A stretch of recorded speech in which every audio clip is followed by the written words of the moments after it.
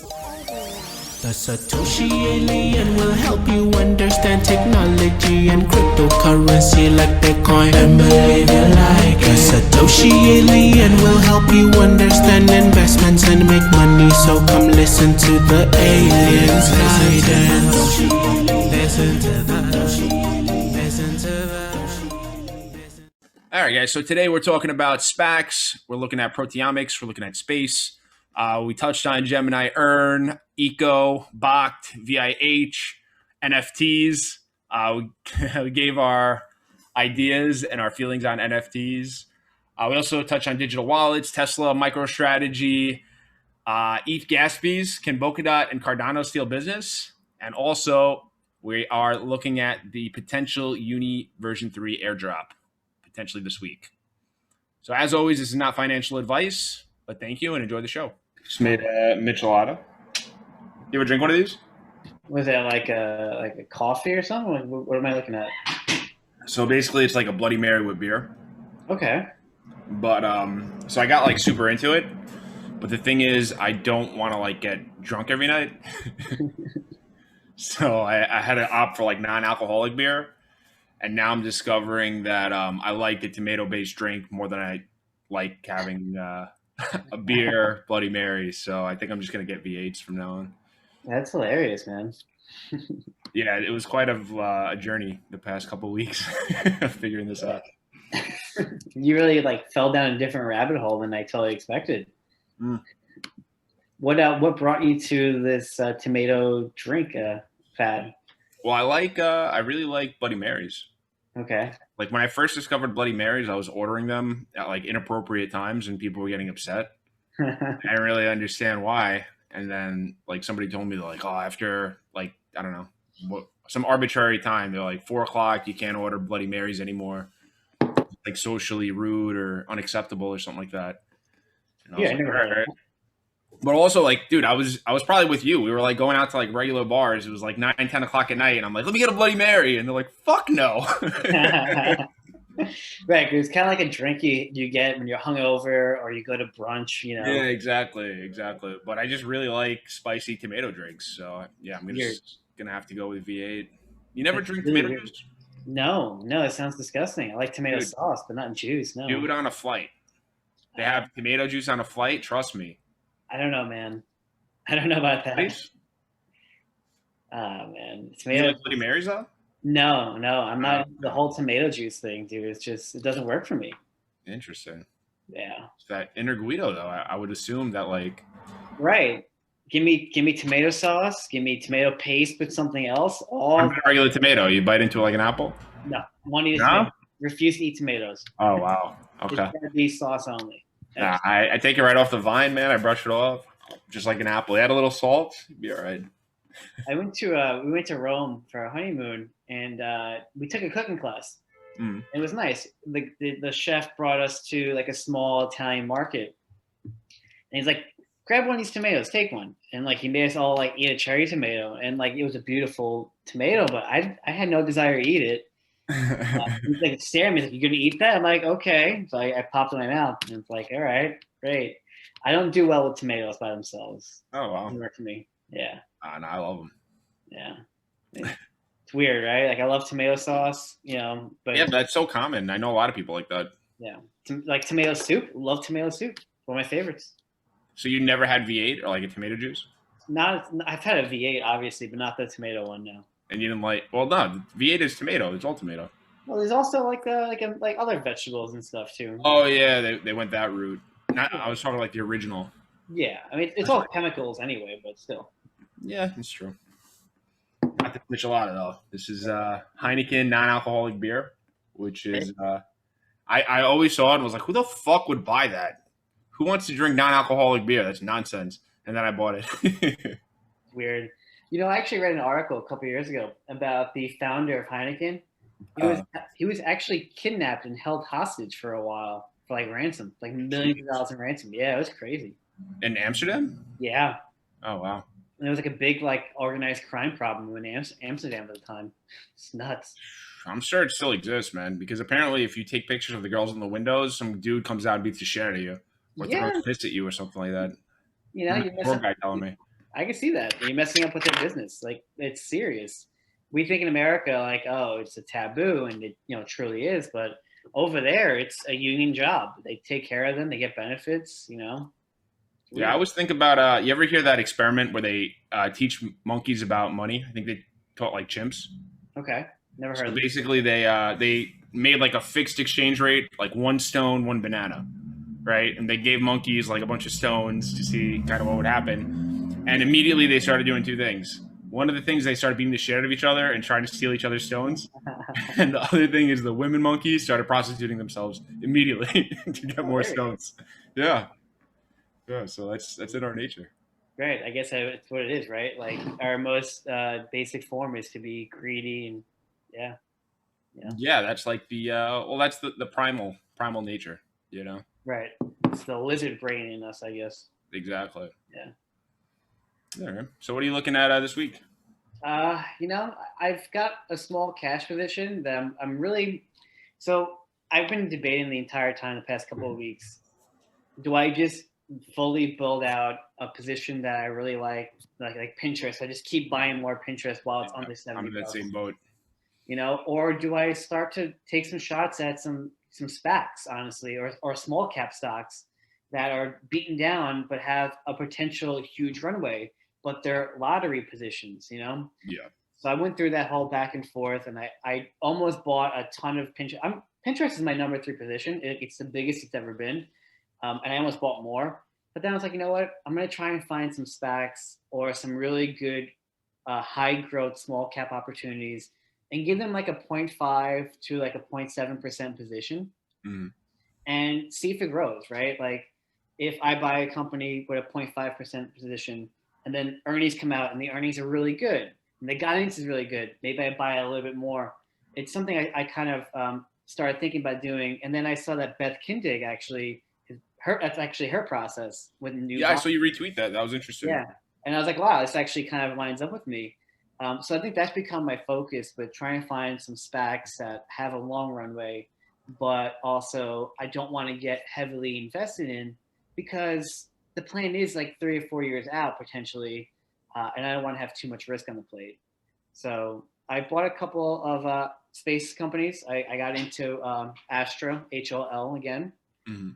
And I was into that when it first came out, and I rode that from like 13 to like 19, 20, took some profits, and I bought back in. And I also bought Momentous, SRAC. Got in early though. I have like a 15.5 average. Nice. But I was like, you know what? I'll deal with it, because I do like the idea. And space is this like frontier that not only is it the next economy, but it's pretty freaking cool to have Oh, like fuck space. yeah. Hey, Right? that's all, man. Right, exactly, right? Like, complete inadvertent of having this discussion, you know. And during the crash, I'm like, I don't want to own something I don't like. I don't want to own something just because it shows up on a scan. I was like, screw it. I really like space. Let me just buy 2 space companies, 0.5% position. They go bankrupt. Okay, I lose 1%. Like, big deal. I probably made that 1% by the time they went bankrupt in other investments for sure. Yeah, of course. Of You course. know, so I did that, and I took a shot on another thematic that I don't fully understand. I'll be honest with you, but I do see the huge potential, and that is proteomics, right? So Proteomics. yes, I bought CAPA, CAPA, Mhm. which is a SPAC for quantum psi, and they're a proteomics company. And basically, genomics is like the study of the human genome, your DNA. Proteomics is the study of like proteins, like, so how your like things are created through the protein, right?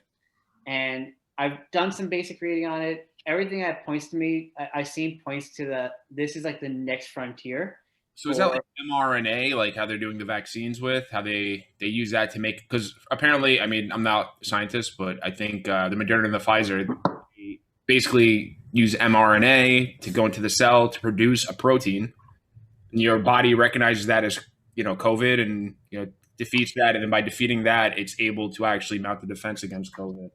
So, I mean, I'm not certain to tell you definitively yes or no, but it sounds like it's kind of the same idea, right? Where it's like protein creation or protein studying and protein manipulation. Synthesis, yeah. Yeah, it seems like it's definitely in that same ballpark. And it's something I'm still researching. But like the same thing, I don't fully understand it. I don't know necessarily enough about it. All I know is this could be another opportunity. And I rather get in at $12, or actually I bought it like $12.90, and take a shot with a small position. Then try to figure it out, and then it's $20 again or $30, and then it's too late, you know? Yeah. I bought a small position, and if the idea works or if I understand it better down the road, I could always buy more if I have confirmation. So that's been my main focus for the most part. Nice. What about you? So I think last podcast I recommended Filecoin, right? Yes, you're big on that, and that's was a huge run. Yeah. So it actually hit pretty nicely this week. My average is like $30. I was getting it super cheap because they basically listed on Gemini and then they retraced to like the 20s, and I started in. Then it started going up a little bit. I was like, all right, let me just get a full position, really quick before we see any fireworks. Kind of bounced around. It was a little chop for a while, and then suddenly I just looked at Blockfolio the other day, and I'm like, holy shit, $90-something. When did this happen? Wow, that's awesome, dude. Yeah, that's what happens, man. You don't even think about it. Yeah, these alts, man, they add up very quickly when they're like hot and on a run. Well, Dude, I mean, Filecoin, that's a pretty crazy come up. That's the thing with the alts, right? Like when you catch a hot one, they can explode quickly. yes, and the thing about Gemini, man, is Gemini is for a crypto platform is about as de-risked as you can get. Honestly, I mean, they've really gone through and made sure that like the coins they're putting on are legit projects. Gemini Earn, it's through Genesis. Genesis fucking been around for years. I don't see them not being able to cover their obligations.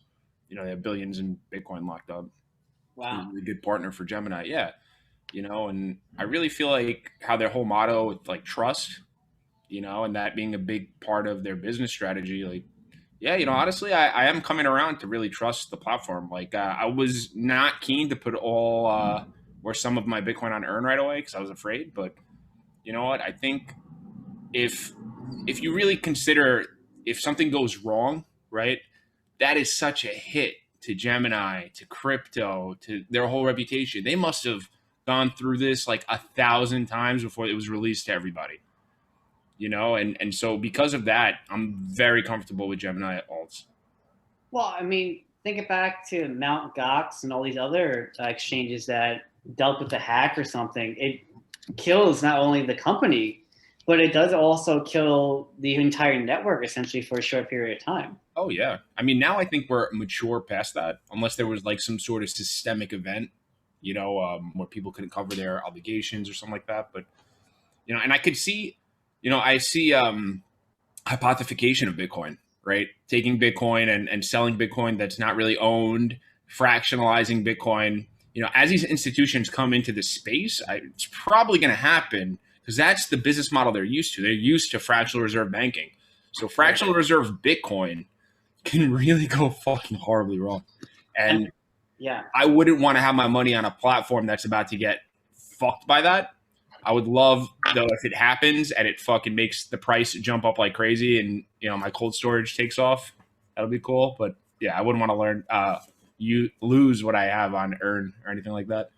Yeah, and I could totally see that happening where you're going to see the institutions kind of turn it into a derivative where they have whatever they can to make the most amount of money quickly. Paper Bitcoin, basically. Yeah, definitely. So you're going to be seeing stuff like that. I think it's just a matter of time. And we've talked in the past. I do think our next financial crisis will come from that more than anything else. Really? We'll see.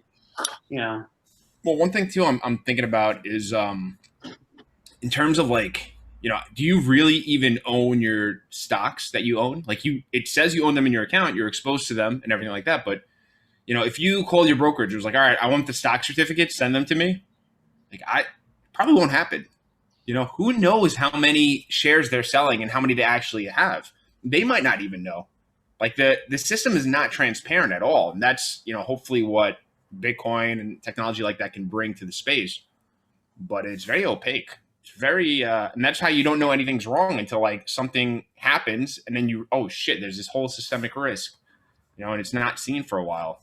I mean, you bring up a really good point. And I think I've noticed that a little bit with hearing people try to transfer their positions away from Robinhood and it taking 7 to 10 days.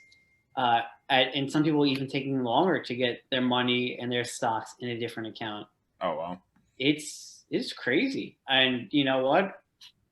I get that the whole settlement process is very archaic and things like that, but why do I need to take 10 days to be able to move my money to another account and then sell it or whatever? That seems like a really backwards system. And I think we're so far behind as a society when it comes to digital banking, you know? Well, yeah, I mean, that's the problem that, things like eco and, eco exactly is trying to solve, right? Where, you do have the crypto back end, which is way more efficient because it's digitally native. And, you have to work in like a system, like when you send your money, it's not digital, right? You're sending cash, that's ACH, it's 3 to 4 days to clear, right? But then you give it basically once it settles into your account, it becomes USDC, right? Which is the stable coin by the collaboration with Circle and Coinbase. So every coin is pegged to $1, right? You essentially give them the money superpowers, right? Now it can get a rate of return. Now you can send it instantly. Right? You can do instant P2P payments. You could do bill pay, stuff like that. But that's really having something that's instant. Sending money should be like sending an email. Yeah, definitely. There should be no reason it's not like that, and it's gonna be like that. That's the system we're moving to. We're not gonna have 3 to 4 days to clear things. It's gonna be a relic of the past. In 10 years, it's not gonna be the case anymore. I mean, it's really interesting, right? If I'm totally cool with living within Cash App and Venmo's ecosystems, I don't have that issue. You send me money on Cash App, I have it. That's all smoke and mirrors, though. At the end of the day, because they're not really sending the money. I'm not really giving you the money. It's not settling in your account. They're just crediting you. And it's an illusion. Right. So, like, if I'm living, if we're both on eco and I send you money and it's USDC, it's really settling. There's a settlement layer built in. It's not like some archaic thing tied together with, gum and duct tape. No, and you're right about that, right? So, like, if you're trying to have a normal, traditional ecosystem, there's no way to do it without the crypto settlement. Otherwise, you're going to wait, or you're going to just utilize that opportunity that you have. We need to move forward with the way we handle things technologically, right? And we've talked about this so many times in different places. It's just this country. There's rent seekers. There's middlemen. Yeah. There's look at Visa. So I tweeted this out on the Alien account, where doing Bitcoin payments on the Visa network. That's literally like taking horses and putting them on your car and just having the horses draw your car around. Like, it's nonsense. Why would we do that? You literally it's a Bitcoin network. It's its own network where you can send money P2P. You don't need a network to send Bitcoin. It already exists. It's called the Bitcoin network. Right. No, and I think that's just someone who's trying to hold on to what they had in the past because they didn't innovate quickly or fast enough. Listen, I'm pro them doing it, right? The more we bring, the more you can use Bitcoin, the better it's going to be. And ultimately, they're sowing the seeds of their own destruction, which they are failing to realize. They also boosted fees like 3x. Really? Yeah, I don't have the numbers in front of me, but they fucking raised all their fees. I'm not surprised. Yeah. Aside from them being at risk because of crypto, you're also seeing a huge rise in people using cashless payments, right? Like, I think Square had the numbers, and they saw like a 10% jump year over year of cashless payments. And 10% might not seem like a lot, but that's a big deal. In a lockdown, it's only going to grow. Exactly. We're not going to go backwards. Like, me and you are never going to be like, hey, let me write this check really quick. Do I have a checkbook? I'm never going to have a checkbook. It's nonsense. Right. Like today, we donate to the food pantry in our neighborhood, my wife and I. And I asked my mother, like, hey, do you want to, partake? I'll go buy the groceries. And she's like, sure, I'll give you the cash. I'm like, cash? She's like, yeah, go pay for it cash. I'll give you the money. I'm like, no. Why would I waste my time? I use my Apple Watch. Dude, as the girl is scanning my groceries, I already paid. Yeah. There's no wait time. There's nothing. If I'm doing cash, she's got to count it. She's got to double check. I got to count it. It's this process. Dude, and like, I don't know about you, but like, peeling the dollars and shit, it's kind of annoying. And you take it out of your wallet, they're like, half of them are stuck together, the other half are like all fucking wrinkled and stuff, and you're like struggling to like count it to give it to the person. It's a whole process. It's the worst. And like, there was nothing worse than like being in college. You go to the bar and you're trying to tip them out at the end of the night, and you're just so like lost, and everything's crinkled up, and they're giving you it's the worst. I hate it. I hate cash, I agree. Totally. I wonder if we're going to change post pandemic. Like to go to a crowded bar, I don't know if it's going to be the same experience. Maybe we won't do that anymore. Maybe they'll come up with a different system of ordering and getting drinks. Super inefficient, man. When you just have a packed bar and like 3 bartenders and 100 people and everybody's trying to get drinks, that shit sucks. Yeah. Usually your way in, people are shoving, you're shoving, you almost get into fights. Like it's nonsense.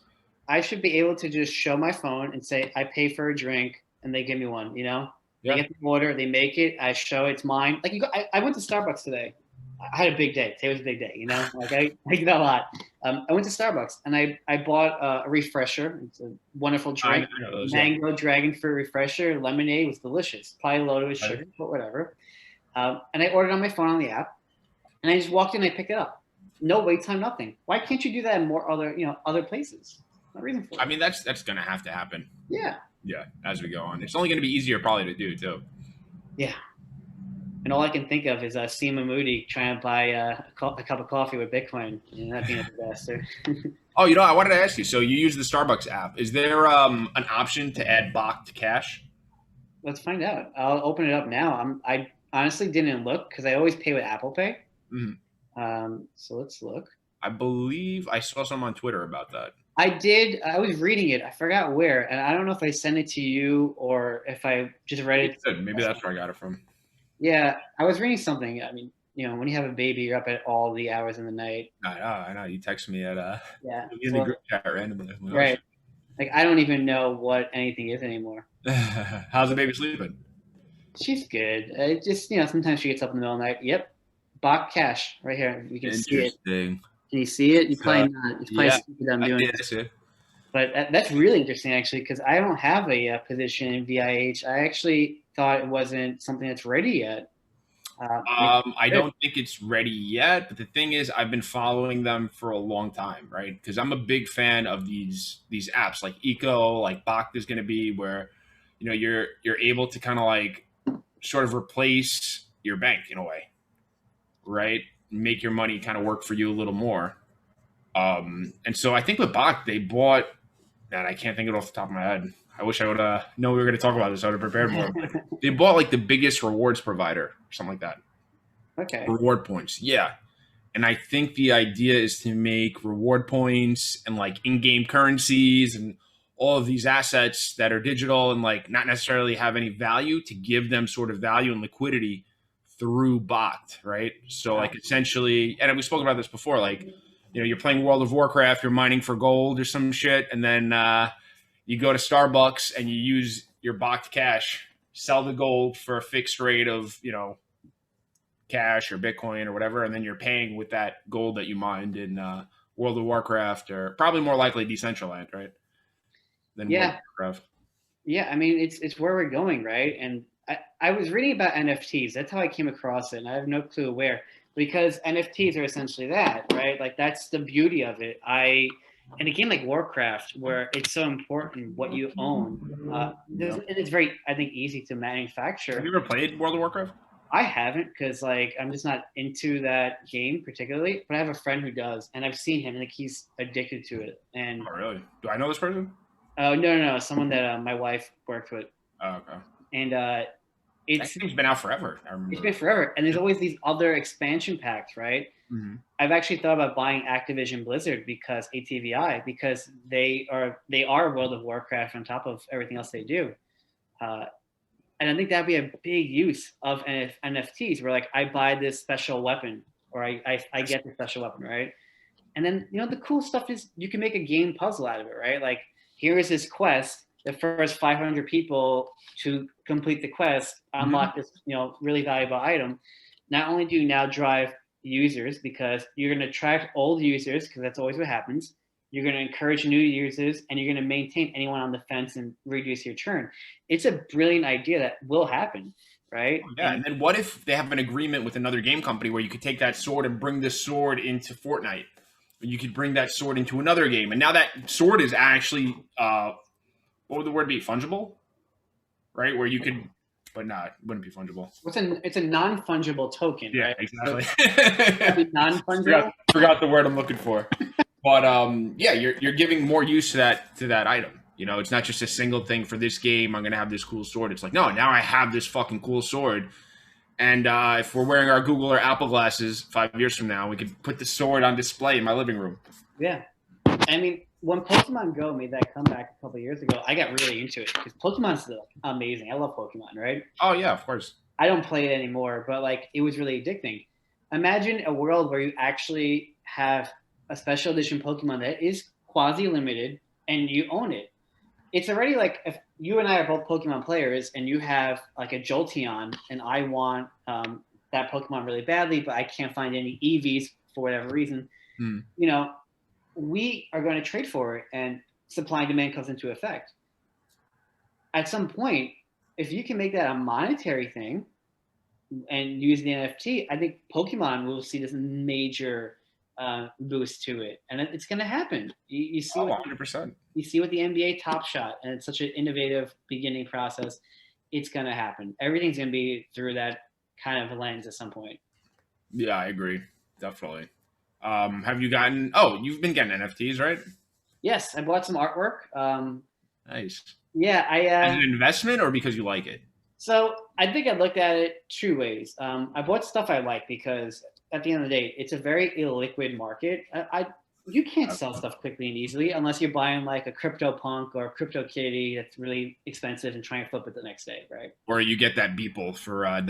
Right. And that's right. it. You know? And then you factor in gas, which is just like sometimes 40 to 100% worth of the NFT you're trying to buy. So I bought what I like, and I bought a couple of random art pieces, like dumb stuff. Like I bought this. I showed you this block feedy, and it's like it says like error 504, central bank not found. Like I thought that was cool. I would love to display that in my house, you know. Yeah. And then I bought some digital artwork from.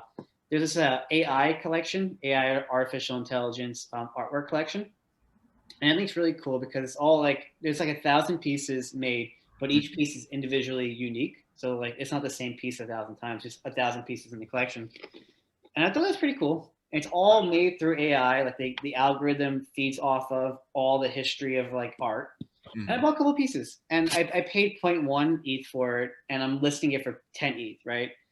The reality is I'm listing it for 10 ETH, not because I want to sell it, but because I like it. And if someone's going to offer me 10 ETH for it, then yeah, take it. Go ahead. That's like, yeah, I mean, why not? But it's stuff I really like. And the cool thing about the AI art is that I can redeem a 12 by 12 print of it for free. Oh, really? Yeah. So I can bring it into my personal life too, which is cool. No, that's really cool. And that's exactly my attitude towards NFTs as well. Like I've gotten a couple, but it's all stuff I like. Yeah. You know, I'm not going to get something that like I don't like because I want to be cool with having it for a long time. You know, so I got some unofficial punk, some BJJ punk. That was pretty dope. Because I like BJJ. You know, if I have these punks up on a wall in like 5 years or something like that, I think it's pretty cool. You know, whether or not, and then I ended up the same thing. I put it up for like a bunch of ETH, right? Because that's my price of parting with it, right? Because I like it. I want to have it. If you want to give me a ridiculous amount of money for it, then I guess I'll say yeah, because like whatever. But other than that, I don't want to get rid of it. Right. The way I'm looking at it is, if someone wants to buy my NFTs and give me a Tesla for it, you got a deal. And the coolest thing is going to be in 10 years from now, right? Regardless of if they are valuable or like what happens, if you have a NFT or a digital thing up and somebody goes and authenticates it, and they're going to be like, holy shit, this is an NFT from 2021. You can only have so many that are going to be made this year. After this year's done, that's it. You're not going to be able to make more in 2021, So as time goes on, I feel like that adds value to it as well. Yeah, I think it's kind of like wine in that regard, right? Like yes, definitely. And if this sticks around, which I think it will, you're going to see an evolution in NFT space, right? Just like we see with everything else that's going on in the crypto space. And that evolution might make these first generation NFTs that everybody's going crazy about, it might make them skyrocket. Like it'll probably crash at some point because it's, it is a big bubble and like whatever, and people will get hurt. But after that, I think you'll probably be able to get some really good deals for a while, and then that's it. It's probably going to go crazy again. Yeah, I think it's so true, right? We saw it with the Bitcoin bubble a couple of years ago where everything went crazy and then they all died. and then they start coming back. Like VeChain is like 9 cents. If I would have held my VeChain and been a bag holder, I'd be back to like being up at all-time highs, I think, actually, because I think it's like 1,000-to-1 split or something like that. Oh, really? I think it's like You'd also probably be like wrinkled, bald, stressed. right. But all these like tokens and coins are coming back, and it's kind of funny. And it shows you, I think, that over time, if the project maintains a existence, it will find new, buyers. And I think the same thing will happen with NFTs. CryptoPunks might not be worth 50 ETH or whatever they're going for now, but they'll come back in value at some point because people are going to want it. If it does retrace 90%, that's the time to get some CryptoPunks. Oh, yeah. And just hold on to them for like 5 years or so. Right. If you're thinking of an investment, or if you want a piece of history, get them, and you could always remember. Like, that's why I got the BJJ one. One, I like BJJ. Two, I want to remember this time. Like, this has been a fucking great, interesting time. NFT craze is interesting to watch. All this stuff, to watch it play out, and I can remember this time by having that NFT. Yeah. And I think that's the key, right? You're buying what you like, and you're okay with the risks, and you're not doing anything crazy. There are people who are flipping them. Like, oh, yeah. I flipped Pokemon NFT. Yeah, that's right. Yeah, Gold Duck. I bought him for like $30 6 months ago. And somebody gave me $500 for him. It's crazy. And it's not even officially licensed, right? I don't think so. No, I don't know much about it. My cousin sent it to me, and I was like, you know what? $30. Why not? Yeah. I mean, I did have that whole thing with the Trevor Jones art piece that I wanted to get. We got cheap. We should have split it. We got cheap, honestly. Yeah, I know. I'm going to proceed to blame everybody. Yep. For this, except myself. But it's really my own fault, because if you look at the DMs, so Trevor Jones, pretty well-known artist in the NFT community now, and in general, he's a brilliant guy. And he's also a really nice guy, right? So I put in a bid for the Cubase Satoshi. It was only like 21 or something like that. And he wanted like 1.5 ETH. I think I put 1.3 ETH. And this is like July or June. So this is like a $50 difference. ETH was cheap too back then, wasn't that? Yes. And I told you, and I told a few people, I'm like, guys, somebody split this with me. Like, it's really cool. I really like it. Let's do it. Nah, man, I'm not doing it. All right. Ultimately, it's my fault for being a fucking cheapskate and not getting it. But the thing is, the digital frame was as much as the NFT at that point. Yes, and it's still now that Cubase Satoshi is like $50,000. So I'm really hoping on a 90% retrace so I could get that, or somebody gives me a ridiculous amount of money for one of my NFTs so I could purchase that NFT, because I really wanted it, man. It was so cool looking. The pain, bro. And all you guys. and this is what changed my investing philosophy, because I didn't understand NFTs, and like most people, I thought, this is freaking stupid. I don't want this fake digital artwork that I can't use, or this digital stupid stuff, this crypto kitty, like, get this out of my face. I thought it was dumb. And I am so wrong, because I didn't have the foresight to see into where the world was going. I was focused on where the world was, and I will never make that mistake again. I did it with Bitcoin in like the early days of it, at like, when it was like 250 to like $300. And I made the mistake again with NFTs. It will never happen again. And the way I look at it now is, if I don't fully understand an idea, but I think it's an interesting one, or I think it's a good one, I just take a position on a small scale. That's it. Yeah. And, so when I was working at that brokerage firm, there was a good piece of advice that they would say on the phones to people. Yeah. Right? And they would try to get people to get a starter in like a position, right?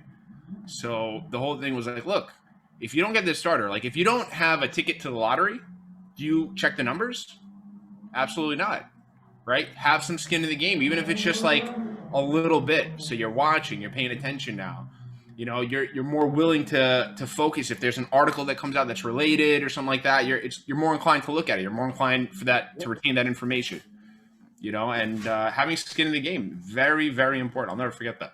Yes, incredibly, right? That's why I bought Quantum Psi, CAPA, because proteomics, don't fully get it. I do understand that it could be something really important to healthcare and like, our own health.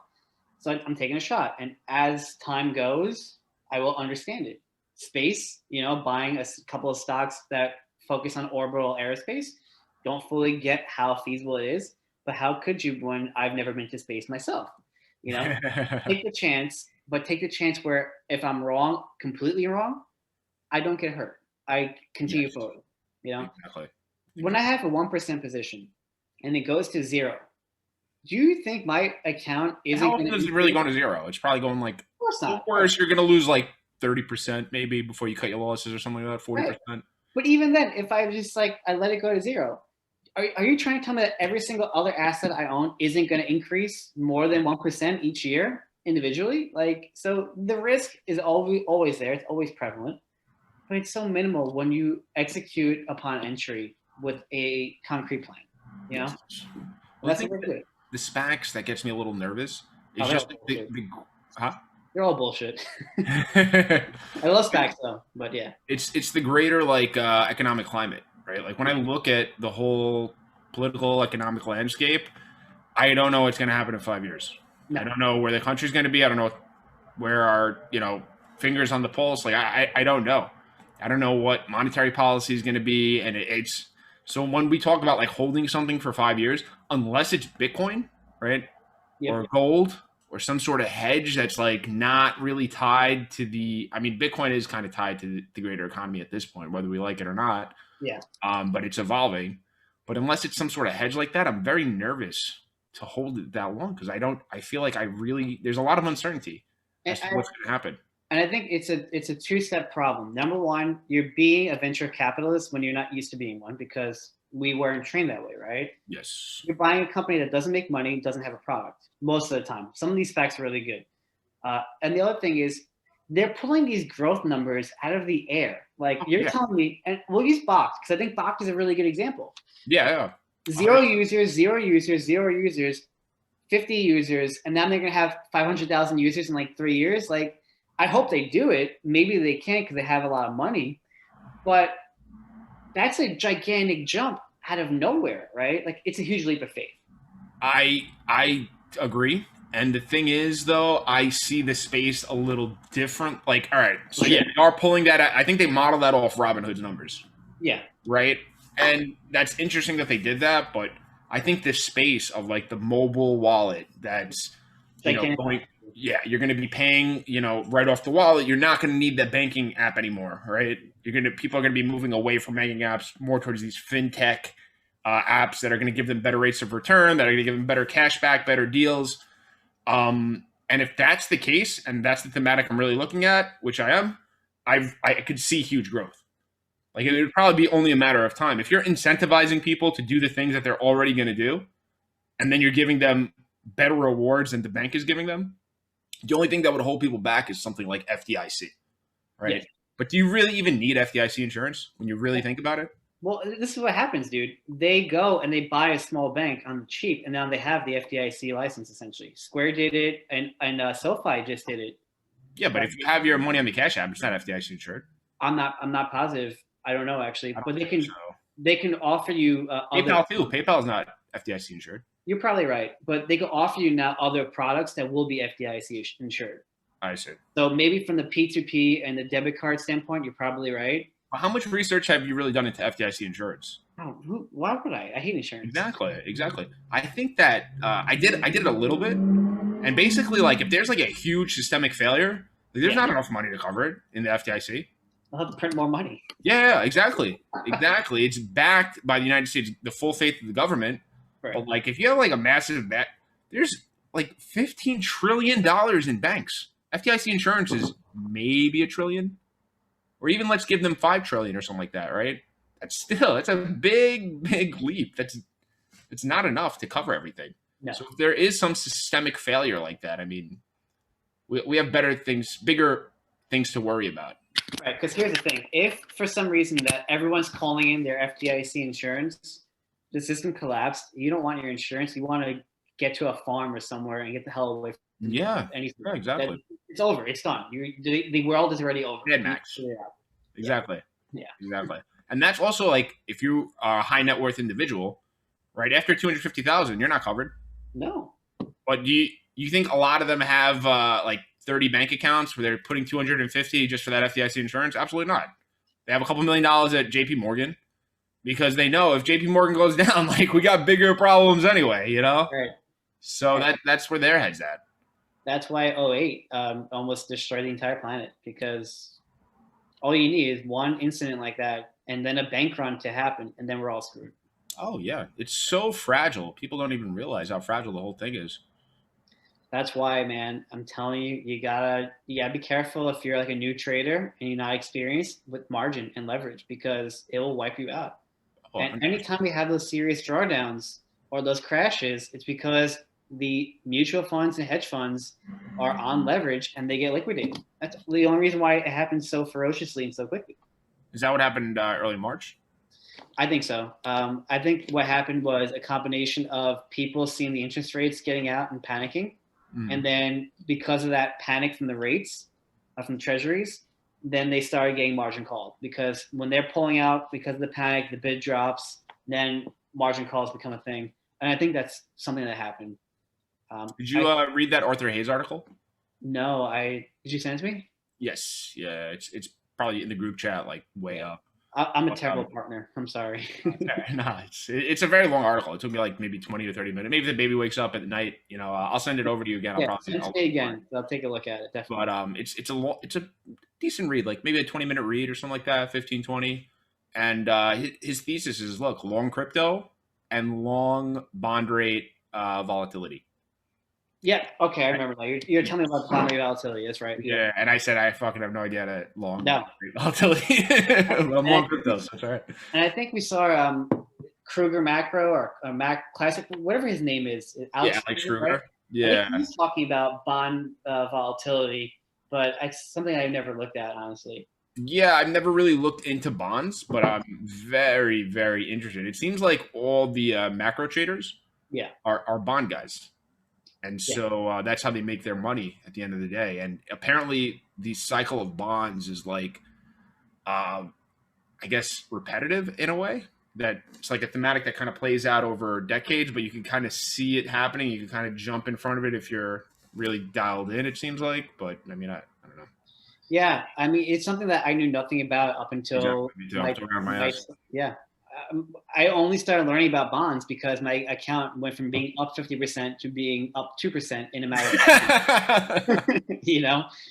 of so yeah, I started learning about it, and I still don't know enough. I'm not even going to pretend to, but now I understand the correlation between stocks and bonds and why it's important to follow treasury rates. Yes. Well, it's all about that risk-free rate of return, right? Yeah, that people are searching for. So if they're getting that with the bond, it's relatively risk-free. They're going to pull it out of stocks, and we're going to have this whole thing happen again. But sorry. No, I was actually listening to Kathy Woods and Art's March webinar. They do a webinar every month. Mm-hmm. I heard the one in February. I didn't hear this one. Did it just come out? Yeah, it came out like either last week or the week before. Okay. If you want, I'll send you the link. It's pretty good. Definitely. And she talks about bond rates, obviously, and like the treasury yields. And she's actually saying that we're probably going to hit 3%. Okay. And I think we hit like 1.74 at some points on Friday or the overnight. And she thinks 3%, but she's not worried because she sees it as still a very deflationary environment as a result of innovation and tech dominating and automating everything. Interesting. The one thing that she did mention that could be problematic, however, is she expects deflation from innovation, which makes sense, right? Like, you're no longer going to have 80 people in a warehouse working when a robot can do the job of 40 people, right? Yeah. But the one thing she worries about is the companies that fail to innovate over time and focused on buybacks and high debt, the accumulation of high debt, that they're going to face a major deflationary environment as demand dries up and things like that. And I think about the airlines, right? Because it always comes down to the airlines and how they're in trouble because they don't manage their balance sheets well, and because it's a very tough business to begin with as well. Oh no, yeah, 100%. 100% I can see that. That's very, very worrying now that you say that. Yeah. They're not only the airlines, there's a lot of freaking companies like that right now. And this whole QE, infinity, and money printing is just adding fuel to the fire. Right. Like you look at like American Airlines, who gets bailed out, then buys back stock a couple years later, gets bailed out, buys back stock, and it's a never-ending cycle. And I guess But I do have to say that this summer we'll probably see huge. prices Yes. jump for the hospitality industry, for the airlines, for all that, and that might make up the difference, hopefully, for them at least. Definitely a short-term boost. It's going to be, will it sustain over long term, right? Will demand be there? But definitely. And people are going to want to travel. Like if I was not if I didn't have a young child, I'd probably be more open to traveling. Because why not? You're vaccinated, you're free, go have fun. It's been a really hellacious year. I think a lot of people will feel that way. But over time, I do wonder if the airlines don't innovate and don't take advantage of new opportunities, will they fall behind, right? Will SpaceX just be launching rockets to country to country, And it's going to happen, right? Like Eve tolls are making it doable to now travel longer distances outside of a car. Mm-hmm. And eventually they're going to replace a short distance plane. Like I'm not going to take a flight from New York to upstate that's like, 30 minutes to like Buffalo. I'll just take an Eve toll because it'll be cheaper and easier, right? Oh, yeah. Especially if you don't have to go through security. You don't have to deal with all that nonsense. Right. Yeah. And then also supersonic flights and hypersonic flights, if that ever develops like it could. Well, I mean, the technology's there, right? If they were doing it in the 70s, there's no reason they can't do it better today. Yeah, I agree. And I actually came across a SPAC. It's a rumor. So it's not like official yet, but it's ALTU. And I've become like a SPAC degenerate because that's fun. Like it's fun to learn about new companies, right? But they're rumored to be merging with Ariane, okay? And Ariane apparently is this supersonic / hypersonic jet manufacturer that has like apparently, I don't even know how this is possible. They have like a $10 billion like backlog, and they're funded by Boeing. So like, this could be an interesting opportunity if it happens. The SPAC actually is around $10, like 10 and a quarter. The rumor's been out since February, so it's an old rumor, but it's from Bloomberg. Bloomberg has a good track record typically. And I've heard the rumor of a $3 billion enterprise value. So $3 billion, valuation at $10, not perfect, but still doable. Anything under 5 is definitely doable for some growth. And with that backlog, that would be very interesting if it comes together, right? Yeah, that backlog is huge. Yeah, and supersonic flight is something that I think we will see. When I looked at ARC's big ideas for 2021, it was on the list, hypersonic, supersonic. So we'll see what happens. Yeah, that's pretty dope, man. I would love to go to New York to London in a half hour or whatever it is, 2 hours. I know. Let's go get lunch in London. Right. You just have to deal with the customs and that nonsense. That's kind of annoying. But if you're taking a private plane, do you still have to go through all that stuff, or are you able probably to fly into like a smaller airport where it's easier to do? Yeah, I think you're definitely going into like an air hangar ahead of time, so they're probably vetting you. It's chartered. You probably have global entry anyway. Yeah. You got money, they don't care. But I remember the picture of Mitt Romney. He's getting his shoes metal detected. He's so funny, man. This looks like a little different than when I go through security. Right, it's very different. Yeah. But I also came across a rumor about another SPAC, XPOA, and another one close to net asset value. And apparently, they're rumored to maybe be with Hyperloop or Relativity, or travel companies. So I think we're going to see a lot of new money flowing into alternate forms of travel. That can be really interesting. Speaking of alternate forms of travel, have you seen the chart of luxury auto sales with Tesla in there from 2017? I might have retweeted it. I definitely came across it. What do you think about that? That was insane, but it's totally believable because once you step into a Tesla, it's really a game changer. Like why get a Mercedes? Why get a BMW? Why? It makes no sense. Just get a Tesla. It's way better. So I haven't started my car since September because I work from home. Yeah. And we have another car that we use that's much newer and safer. So I'm not gonna use my car. And my battery's dead. I went to go start it last week. And I was like so angry. My battery's dead. And I can just call AAA. They'll jump in. No big deal. I'll jump it for you if you want. I'll come Yeah, by. exactly. Like it's no big deal. I just don't feel like it, right? Hmm. But I was so angry. I'm like, screw this car. I want to buy a Tesla. So I went to look at what it costs, and it's not expensive in theory. Model 3, yeah. You know, it's like 30 grand with the rebate, 40 grand with the full self-driving package, 50 grand, that kind of thing. Not where I want to spend my money right now because it's just not my priority. I don't need it, but I think it's very doable. I mean, that Tesla's a beautiful car, man. I'm doing it. There's no way I'm not doing it at this point. It's just I'm waiting for a couple other things to go through because I'm gonna need a place to put it. Right now, I'm parking my car on the street, but I'm gonna redo, the yard and shit, get a driveway, and once I do that, then I get in the Tesla because I don't want to park it on the street. And that's where my issue is also because I don't have a driveway. So like, I thought you did have a driveway. Yeah. Oh no, your parents do, right? My parents do, yeah. So like, I would have to like ask to borrow theirs, and they probably wouldn't care. It wouldn't be a big deal. But you're in a residential place, so it's a little easier. I'm on a commercial street, so it's people are constantly in and out. It's loud. It's I get dings on my car all the time, and it's just the cost of doing business, And a Tesla can't be cheap to upkeep either. Yeah, no, that's gonna be my baby. Like I never had a car baby before. I've had a car that I really like and everything, but it wasn't my baby. Like the Tesla is really gonna be my baby. I'm gonna love that car. Have you taken a look at Kathy Wood and ARK's new update on Tesla? Yes, I have. And I initiated a Tesla position. So on this dip that happened, I was lucky enough that I paid off all my margin when things were, like phenomenal. So I was zero margin. And then I honestly started in a little too quick during the dip. And I went in pretty deep with margin again. But I'm basically break even on everything right now. Right? So that's great. And I don't think that we're going to hit another crash like in the next week or two. If we did, it's fine. I'll live.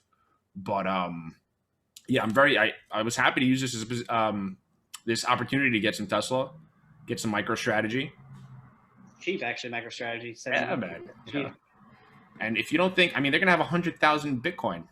If you don't think they're probably going to hit all-time highs again at some point this year, I disagree. I think they will. Yeah, he's just constantly accumulating. As long as he's buying and Bitcoin is still relevant, The only thing that puts me off is an ETF.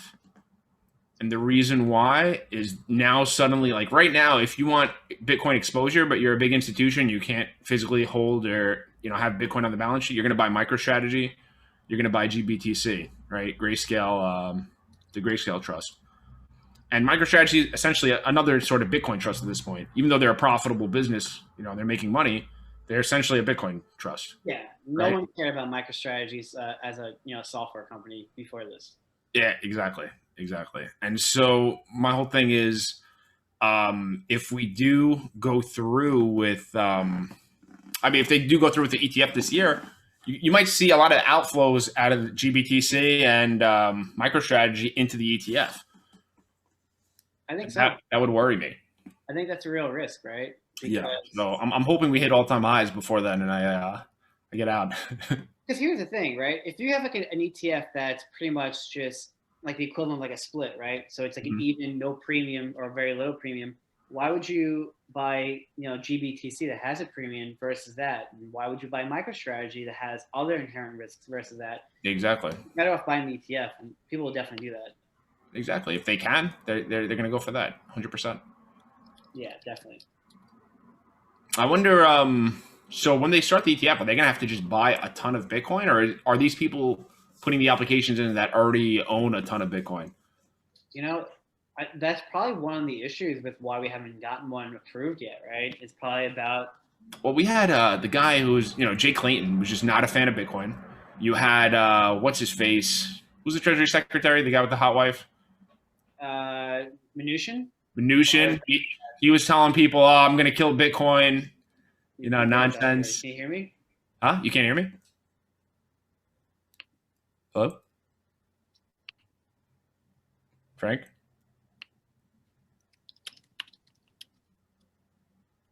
Hello. I see you. You see me? Yes. Okay. So my internet connection apparently is unstable. You froze briefly. You said the guy with the hot wife. Yeah, Mnuchin. He said, "Oh, I'm going to kill Bitcoin." I'm it's he on multiple occasions said it was like a tool for money laundering and terrorism and all that nonsense. But and then we had Jay Clayton, and so my whole point was now we have Gary Gensler, right? And you can go on I think YouTube and watch his MIT course on blockchain and Bitcoin. He taught Bitcoin at MIT. Yeah. At MIT, they have the digital currency initiative, or digital currency group. They're ahead of the fold. It's very interesting, the stuff coming out of MIT in terms of digital currency and stuff like that. I've been not like laser focused on it, but I've been looking at it, and it's really cool. Definitely something to keep in mind and check out. These places with the best minds always breathe the future, right? Mm-hmm. I was doing some research on Palantir, right? We love Palantir. Take a position in it, like a basic stock position. I was doing some research, and it was about like just the history of like big tech, essentially. And I didn't know this, but Google was actually funded by DARPA while they were just some PhD students in Stanford. Oh wow! Yeah, so like all these biggest universities with the best minds, they go to them and they say, "What ideas do you have? I'll make it happen for you." And whatever MIT comes up with, that will be implemented somewhere. Oh yeah, of course. And I think that it's very good that Gensler, is the SEC commissioner now, and I think that he will probably be the one to approve the Bitcoin ETF because he understands it.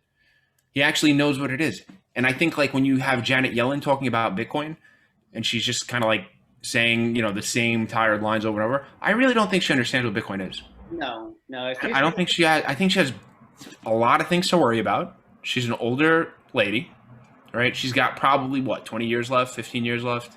I don't know how old she is. Yeah, but she's immersed in this legacy system. She's completely intertwined in it. I don't think she probably had trouble checking her email. She probably has trouble logging into Zoom conferences. She probably has to have her granddaughter log her in. Yeah. And this is the person we're asking advice on Bitcoin for. Like, it doesn't make any sense. These people aren't going to be around when Bitcoin hits 500,000. Yeah, I mean, it's something that is a struggle for that older generation, right? Like, I've been a Bitcoin, proponent, telling people, and ask anybody under 30 what they think about Bitcoin. Right. And then I have not encountered somebody under 30 who thinks like, oh, that's bullshit. Right. I haven't heard one person yet.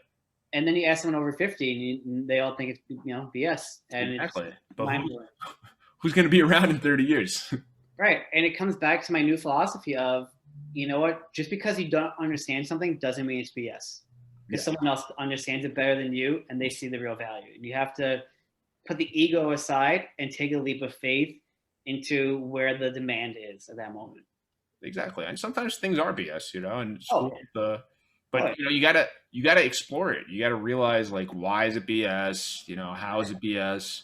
And you need to have those experiences. And probably that's what turns older people off to new things in a way too, because they have so many experiences. They've probably seen so many new things, and they've had bright ideas before, and they've been let down, and so now they're super cynical. They think everything is nonsense, Right. And that's why people miss the complete Tesla boat, and they're going to miss the second or third wave of it, right? So I don't have a Tesla position at the moment. Mm-hmm. I've been bouncing it around my head, like, does it make sense? Should I not? And it's been a hard one for me to quantify because it's not something a car manufacturer does not make money usually. It's a terrible business usually. But Tesla is so unique. And with ARK's new numbers and new valuation, it's starting to make sense about the runway that's still here. And if you're someone who's like on the fence, I think I really recommend you check out that report because it's worth it. I mean, their numbers, the way they expect EV costs to come down, like they're expecting that the average EV will be in the year 2025 will go for like 18,000, right? Whereas a Toyota Camry that's gas powered will go for like 25 to 30. Mm-hmm. That's a huge difference, right? Okay. And as battery, if you look at Alibaba, you can look at all these Chinese EV cars, and they're dirt cheap. I mean, granted, it's from China and whatnot, but it might fall apart. But it gives you an idea. I know if you see the reviews on YouTube, they look pretty legit, man. People are happy with them. I mean, they're stealing everybody's tech for the most part. I don't think they're developing that much originality. Tesla's there. I'm sure they're poaching their tech, but I don't think Elon really cares. I think when you're manufacturing in a different place and you have the leap of faith that trade secrets will be maintained, it doesn't always work out that way. Yeah. That's I why. mean, we did it, right? The cotton gin, right? Eli Whitney, didn't he memorize how the British made the cotton gin, and then he brought that those plans that he had memorized to the United States and stole the idea? Right. That's cool. Yeah, that's what you do as a rising power. You steal ideas from other powers. It's very natural. Right. So I think you gotta just be, willing to adjust with that, right? And to bring it to crypto, I really am. I'm at the point now because of NFTs. Like I've done a lot of diving into utilization, adoption, and I've really been annoyed and to an extent put off by ETH because of their gas fees and their inability to scale. And I wonder if there's a potential issue down the road with them losing developers. Well, let me say this about the gas and everything like that. Like gas is really supply and demand, right? You're bidding for block space. So if you remember when things were dead, I don't know if you got phantom coins sent to you as like spam advertisements. Yeah. When nobody was using the Ethereum thing, and now you can't get those spam things because it would be too expensive to send spam coins, advertisements to everybody's wallet, right? So I find that like super interesting. That's also imagine somebody wanted to clog the Ethereum network. It's super fucking expensive if you want to just spam it or clog it, right? That's kind of a pro in a way. Yeah, no, that's true, right? And you gotta also manage your risks. Like if you're just trying to buy Uniswap gems, right, and you have all these positions on Uniswap, guess what? Like when shit goes down, you're fucked, man. Yeah. You're gonna be spending a shit ton of money on gas Yep. to cash out these positions as everyone else is trying to cash out these positions. And that's the risk you're running. There's definitely pros to using Uniswap, 100%. But man, that's a huge ass con. Yeah. Now, I don't know how familiar you are with the alternatives, but I'm just out of curiosity. Do you think Cardano or Polkadot can kind of take market share away, take developers away? No, I don't think Cardano's taking anything away. Honestly, I don't think Polkadot is either. I think that, look, we had Ethereum come out in 2016, right? Ethereum came out. You had the DAO incident, right? Then you had the whole ICO thing, right? We have NFTs. We have ETH2 is coming. There's just so much shit has happened with Ethereum. There's so many developers already on it. There's so much at stake and so much buy-in already, right? As long as they don't fuck up going to ETH2, right? Which, I mean, you have the smartest people in the world working on Ethereum right now. I was reading some posts. I mean, I don't know how true it is, but this guy was saying like he's never seen so many under 18-year-old savants working on something ever, and they're like all in ETH. And that's cool. And I love the ETH culture too. Yeah. I mean, I do love the Bitcoin culture too, but the ETH culture it's a little different, and I think it's really funny when they fight. For me, like ETH is like my go-to. Like if we have a bear market, I'm not going to stack Bitcoin. I'm going to stack ETH because that's just what I did last time and it worked, and I'm going to do it again. Yeah, but then you didn't hold it. Well, I made the choice of I had like a double. I'm like, that's cool. I can now convert. I converted a little bit too early. So maybe next time. I told you should have went like 80-20 or 70-30. I know. You know what it is? You get excited. And look, being a Bitcoin holder, it is very rewarding in it. 100%. Yeah. Now you get excited and you're like, I got to get this. Diversity is so important. I agree. What do you think of maxis and like toxic maxis? Did you see the whole exchange with Chamath today? No, what is I can't take Chamath anymore. What happened now? Dude, you're gonna I gotta stay off Twitter then. Dude, he got into a fucking spat with a dude. Why? He was calling him, he was like, you live in your mom's basement, you fuck, or some shit. Like he didn't call him a fuck, but he was like talking shit to this dude, this laser-eyed dude. And the laser-eyed dude's like, you don't know what you're talking about, man. Like, I'm not broke. I don't live in my mom's basement. Like, who are? But I know everything about you, dude. He tells Chamath. And it's true. And it's like, Chamath, what are you doing, bro? You're a billionaire. Everybody likes you. Just if somebody trolls you, just ignore them. You don't have to engage with anybody. And that's where I lost a lot of respect for Chamath. When he was like hot on the scene with IPO A through D and E, like cool. And then he started running his mouth a little bit too much. It's like, bro, just take a step back and maybe like you support the SPACs that you bring in public before you start criticizing people and coming at people, Yeah, it was so weird to see him like Dude, you're a billionaire, dude. Right. Do other things. If I was a billionaire, I wouldn't be on Twitter. No. Maybe I would, because Twitter's fun, man. I do like Twitter. I'd be on Twitter, but like I'm not gonna be going after regular people. Like you ever seen I Mark would just be like nice. I would Yeah. do like little acts of kindness or some shit. You know, like I wouldn't be fighting with somebody. Right. Nothing. I don't know if you follow Mark Cuban at all, but like Yes. he goes after Ted Cruz all the time. Like, and I think that's That's hilarious. funny. That's funny. Yeah, exactly, Yeah. right? Like, if I'm He's a not just a billionaire, random dude. That's Senator Ted Cruz. Like you're Right. allowed. Yeah. if I'm a billionaire, I'm going after people who are on my level that I can like maybe force a change. Public with. figures. Yeah. Exactly. Yeah, and it's hilarious. He goes after Ted Cruz, man. Politics aside, it's freaking hilarious. He goes for the jugular. Ted Cruz, man. Didn't he go to Cancun? Yeah, his whole constituency. What a shame. Good for him, though. I mean, what's he gonna do? He's not a fucking electrical engineer. You want him to go fix the grid? Right. Everybody wants him just to be upset and be on TV and just, I'm so sorry, guys. We're gonna fix this. We got this. Meanwhile, he has his feet up. He's watching TV. He could be doing it in Texas or he could be doing it in Cancun. You know, Right. it doesn't really. He literally has nothing to do with fixing the grid. He's just gonna talk shit. That's his job. Just talk. Yeah. That's why it's kind of those things like remember what people do in times of crises when you vote, and if you're not happy, then you vote differently, and if you don't care, then you leave it alone. That's all you can do. Yeah, it's true. The thing is, though, with the gerrymandering and shit like that, like, I don't know. I feel like your vote barely even counts. Yeah, I mean, to an extent, there's a lot that goes into preventing people from having a true say. I do agree. Dude, And look at New York. Yeah, New York is very gerrymandered. yeah. And then you have a governor who refuses to step down after sexually harassing multiple I people. did not like him up until this happened, and now I am fucking a Cuomo fan. Because I like when somebody just says, fuck you, I'm not leaving, I don't care what you think, I'm staying here. Like, I love that shit. I'm totally a Cuomo fan now. I was not before. For me, it's like the opposite. Like, I really respected what Cuomo did during the pandemic. Oh, no, I thought he was a piece of shit. I was like, you motherfucker, you love the attention, you and your brother are bullshitting. Yeah. You, you know, they're all fucked up. The brother, you see the picture with the brother with a 100-pound weight? No. This dude has a fake 100-pound weight. That's hilarious. Has it up in the air, and he's typing like this. It's like, dude, the only way you're doing that without a struggle is if you're the strongest man in the world.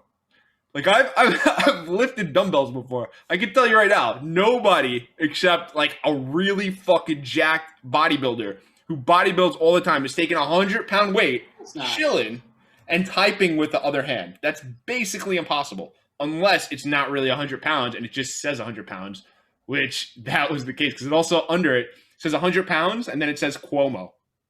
You Google it. It's the most ridiculous thing ever. But it speaks to somebody's character. They're trolls. They're both trolls, and I think now they're not trolls, bro. They're like wannabe little gangsters, honestly. Well, they can get away with it because they have that history of being in political positions of power. You know, their father. Yeah, daddy was governor. Now the son's governor. Right. And the other brother is on CNN. Right, and now he refuses to step down, and he should, because here's how I look at things. One person makes a claim. I listen to both sides because maybe one person's lying. Two people make a claim. You're starting to create a trend, but we'll just hear out what's going on. 5, 6, you're probably doing. Yeah, but did you need them to say that to know that that's the kind of dude he is? Because I didn't need that. No, I knew he was that tell. dude. You can tell. It's obvious. Yeah. We're New Yorkers. We're Italian. We know what these people look like. Oh, 100%. 100%. Dude. I could smell that dude from fucking a mile away. I know exactly his thought process, exactly the kind of shit he's going to talk out of his mouth, what he's going to do in private. Right. Trust me. You don't, and also, you don't want to be on TV or be the governor unless you have something in your mind that's like pushing you to do those things, like some sort of supremacy complex or something like that. You know, like you have to have that attitude, and that's the thing that's stopping him from stepping down right now. Oh, he's definitely going with it, right? Like the King Cuomo moniker during the pandemic, I think it's in full effect right now. Oh, 100%, 100%. Like if this, like I said, I respect it. I respect him right now. If this was like wrestling, dude, he'd be going like full Vince McMahon, like, you know, not giving a crap, right? Like, yes. Yeah, no, it's fucking awesome, man. The thing that got me with him, there was two things. So one time I was at the gym and I was watching the news on like the elliptical or some shit, or the treadmill. Yeah. And I remember just seeing a news story. It was like on New York 1. There was a car wreck on a highway, like a Throgs Neck or some shit. and Cuomo was literally pulling out a dude out of the car wreck, right? Like his caravan had stopped, and he was like, "I'm going to take a picture, show off." Obviously, you know, they didn't frame it like that for the thing, but I saw it. I was like, that's totally what happened, because you're literally surrounded by police officers. Like, why wouldn't they just do it, right? They're like literally trained to do things like that, right? I'm sure firefighters were there, but instead, you wanted to do the photo op. So it speaks to somebody's character that he wanted to get out of the car and literally pull that person out of the wreckage for optics, right? And then he named the bridge after his dad. Of course. I mean, why wouldn't you, right? Like, you can get away with that. No kings. We don't have kings in America. He's a clown, man. He really is. Yeah, but like I said, I respect him now. Yeah. Hope he never resides. To me, I think it's really funny. His and no one that's not from New York cares, but his beef with Mayor De Blasio, I think, is hilarious. Like, yeah, that's funny. That's like, you know, like Stone Cold and like Vince McMahon going at each other, you know? Talk about a dude who definitely does not want to be mayor anymore. Who can't step down because like he knows it just will kill everything he has in the city. Exactly, man. I'm curious to see who's going to win next. I think the machine is like out against Yang. They don't want Yang to win. Well, Yang, I think, is too much of a rabble-rouser in the sense that he's going to deviate from the norm, I think. So yeah, he's not entrenched. He doesn't have these people that he owes, you know, when he gets there. Right. Like, to get to, like, all right, De Blasio, right? To get there, right, he had to take a lot of money from people, right? Developers, unions, the works. Every vested New York City interest has to okay you and give you money for you to be able to take that position. Right. But if you're popular like Yang, because you're a national political figure, right, you don't owe them, or Bloomberg, where you just have enough money where it doesn't matter. I also heard Bloomberg was kind of, or Bloomberg people were working with Yang. That's interesting, actually. Yeah. I don't know how to feel about that. I didn't realize that. I mean, you know, Bloomberg runs a great machine. I think Bloomberg actually convinced me very briefly to maybe vote for him during the primaries. Mm-hmm. And then he started molesting women and being a jerk. Many years ago. Another one, yeah. Still, but right, yeah. Like, they're all corrupt. They're all terrible people. Because for every person. You don't want that job unless you're a terrible person. Right. For every AOC who maybe actually wants to make a change, there's many, many more people who want the power that comes with the job, you know?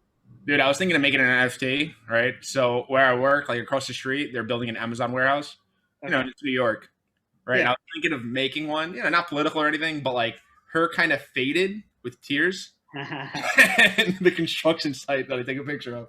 That'd be funny. I know, I'm thinking about it. Not to be political or anything, but would also be really good, and it's going to take like a long time, would be a time-lapse video of it. Like, you go there every day, one picture at a time. Oh, yeah. But the thing is, my site keeps getting closed. Yeah, you're never going to get the proper. Yeah, I went back after like 2 weeks recently for 3 days, and now I can't go back anymore because it got close contact again. It's the pandemic is annoying. It really is. Yeah, but hey, what are we gonna do? Right, buy stocks. You know, buy crypto. And, are you close to any alts right now, or just Bitcoin? So I had Chainlink briefly, and then I was like, you know what? I want NFTs. I sold my Chainlink and bought some NFTs with it. Nice. Yeah. So just Bitcoin and NFTs and a little AMP? Yeah. I'm not a maxi. This is just me being lazy at the end of the day. And like, well, here's the thing. Like you're a crypto guy first. I'm a stock guy first. So I focus on my edge. And right now, with tech being a freaking disaster, where every day I feel like I have to like make sure my portfolio doesn't burn down. I'm just focused on stocks for the most part. You know? So what's to stop you from, instead of taking a SPAC position, to take like an alt position? The fact that the money's in my stock account and not my bank account. That's the only difference, right? I have to wire out. That would be the thing. So you can always wire out to Gemini. I could, and I probably should, right? Because what's the difference? But yeah, I mean, start into something that's, you know, took a little bit of a hit, something that's a winner. You know what's hard is understanding the projects is always a challenge, but it's also like finding the project you really like. Like, I actually really liked Polkadot back before it blew up. When was it? Like the summer? I brought it up to you and you know, in the chat, and I liked the idea of it, but I just couldn't find it anywhere. You know? Yeah, where was it? It's not on. Is it on Binance? So it's not on Binance US because I actually went on there today. So like, let me see what's going You on. have a Binance US account? I had one from years ago, but I never put money in it. I just like Uh, made it. It was like because it came out during the bear market. It's like, oh, let me see what's there. I'm like, yeah. All they had was like Binance, ETH, and like Litecoin because like it was the first day yeah. essentially. It might have been on the original Binance account, but I'm not. I'm not trying to go through all those regulation issues.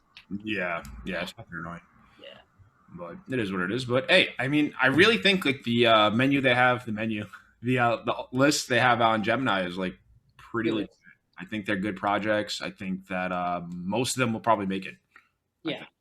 I think like I've owned like Ren at one point. I've owned obviously Link. I'm familiar with something like Uni. I kind of got out. I hit the bid as soon as I could when I got that airdrop. I'll be honest, that was a mistake. But there's some good coins there, definitely. Oh yeah, I'm glad I started into Uni, so I had that position initially when we got the airdrop, which is awesome. Yeah. Oh, they're actually. So did you hear? I think they're launching V3, or they're going to announce V3 this week. Is there a potential airdrop? Because I can use some free money. I don't know. I hope so. I donated some money on my other like I had a main wallet that I used, and then I got another wallet later on for NFTs. So I donated some money on that other wallet to like go and like try and make sure I'm a user and get qualified. Like I went to make a small transaction. It was stupid, but like use a donation. Just hopefully I get my airdrop out of it. I feel like they're going to handle it differently this time. I don't know. Probably. I'm going to do it the same way. It'd be a huge dilution if they give it out like what did they give out like 400 coins last time? Yeah, something crazy, or 200, maybe a wallet or something like that. And then I don't know how much the liquidity providers got. They got a nice chunk of change too, depending on how much and how long they were putting up for. Yeah, if they give you the same amount, you're really diluting things a lot. So maybe they'll give you half if they give you anything at all. Or maybe just Remember those whale alerts? There was like over a billion or a few billion in Uniswap moved around. That's true. Actually, I remember We were speculating it was for the airdrop, but we don't really know. No, it could just be a whale having some fun. Well, if they do an airdrop and it does drop after that, like, so what? I would still be I'm still going to be a buyer of Uni. I have a recurring buy with Uni, and I've had it since I got airdropped Uni, and it got listed. Actually, no, since it got listed on Gemini, I've had a recurring buy on Uni because, listen, man, Uni is incredible. It really is, allowing anybody to list a project, provide liquidity. There's been automated market makers before. It's not like the first time that's happened, but I think on this scale and this sort of thing is sort of unprecedented. It always comes down to brand power at the end of the day, right?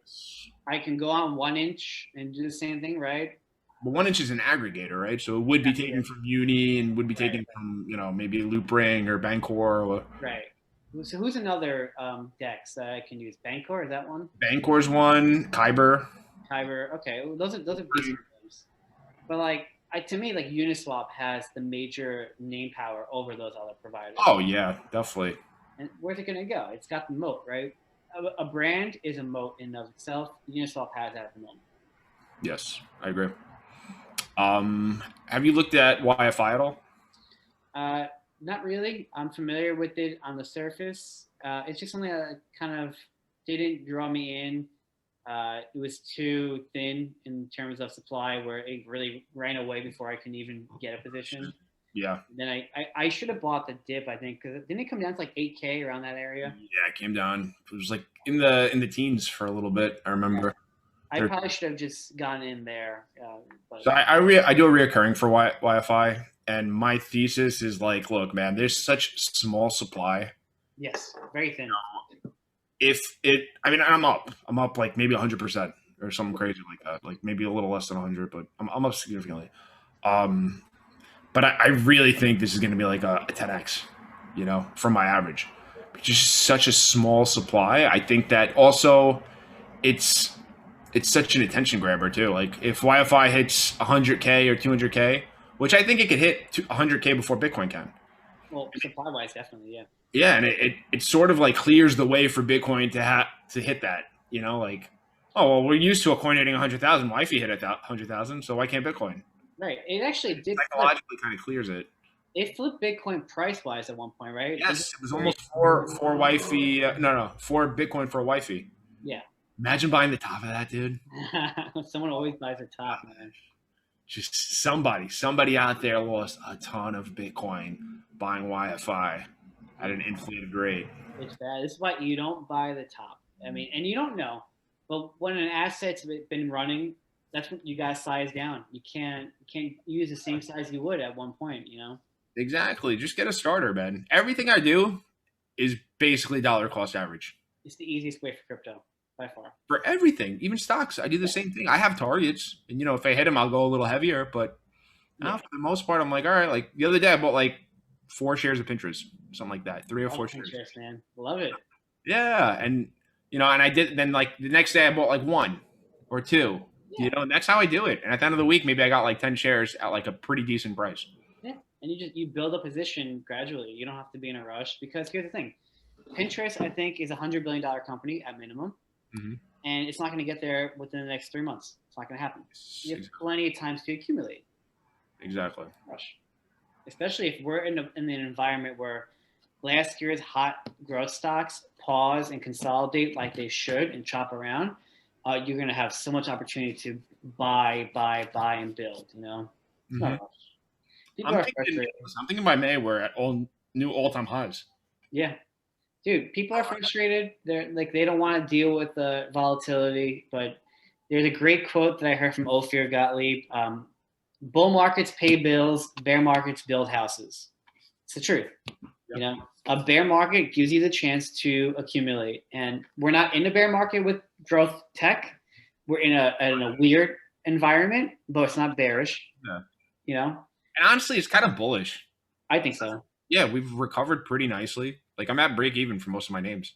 Yeah, I'm seeing some charts from like the Ken Slim folk that like we're gonna break down, or we're in the bearish wedge, and it's like I don't really even care anymore. Yeah, it's a bearish wedge, maybe. Right, maybe. Yeah. But here's the thing, right? Like if you would have shown me the same chart this time last year, or obviously in a couple weeks from now, I would have said, "Oh, we're going to retest the lows. I'm not going to buy," and then we went on that parabolic run. Yes. So you know what? If we bearish. I was bearish all of April. I was bearish May, and then I think mid-May I was like, "All right, I'm not going to fight the trend." Right. It wasn't until I saw a SPY make a higher low and bounce off of like 285, 290, and I was like, "Okay, shit, we're going to keep going." And that's when I started flipping long because at first I was like, I want to buy puts. It was hard to buy puts because of volatility. But I was like looking for short opportunities. And then I saw that higher low. I'm like, screw it. Let's just get long. What's the worst that happens? And then we went and never came back. Dude, I don't even go short anymore. I don't buy puts anymore. I'm Yeah. It's just like, you know what? There's just so much more money you can make going long. There's so many great opportunities. Why am I going to bet against success? Right. I just feel like it's not the move, at least for me right now. I think at this point, if you're going to buy puts or you're going to get short, you do it for a day trade because you can get 6 swings, intraday. But it's too much. Like I hedged the entire year, and look at me. I went from 50% to 2%. I'm either really bad at hedging, which I probably am. Let's be honest, or hedging doesn't really work, which is probably true as well. Let's be honest. Screw it. Well, yeah. I mean, I stopped doing the hedging thing after after a couple losses. Yeah, I mean, like I had a good hedge with ARK-K. I bought a put spread that worked out pretty well.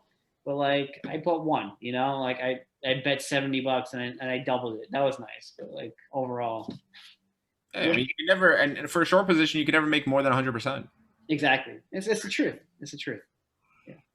So much more money to be made going long, and we're still in a bull market. Even rates being what they are, this is still a bull market. Fed's still printing money. Yep. Not raising rates until like 2023. We're gonna have these breaks, and that's fine. It's needed, and as Kathy said in the webinar, it's a broadening of the bull market. We're not in a bearish environment.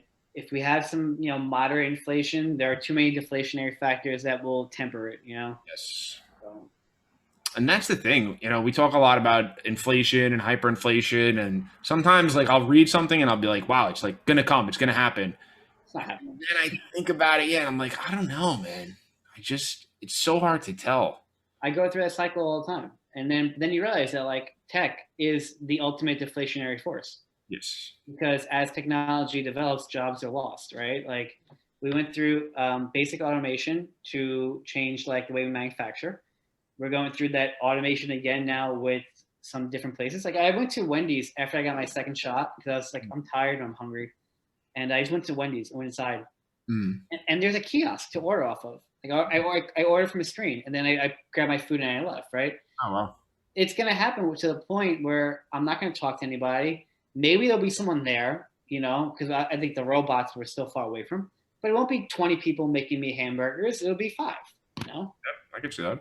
Yeah. Well, what about Uber Eats, right? But instead of somebody picking up your food, they'll have like little fucking drone. Yep, it's happening. Robots. Yeah. All they got to do is just pay attention to like street signs, right? If they can take that camera technology that like Tesla's using for full self-driving, just like walk, don't walk.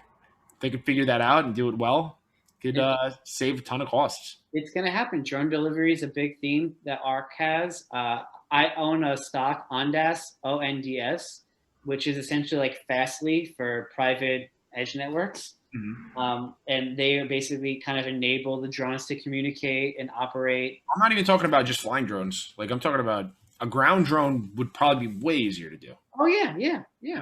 But it's gonna need a network, right? It's gonna need someone to communicate with it, and there's so many opportunities. We're in such a great opportunity for tech to grow. It's not going backwards. Like go buy a cruise line, have fun. Like you think because the price is less now than it was, in January of last year, it's a good investment. The market cap and the dilution has been insane.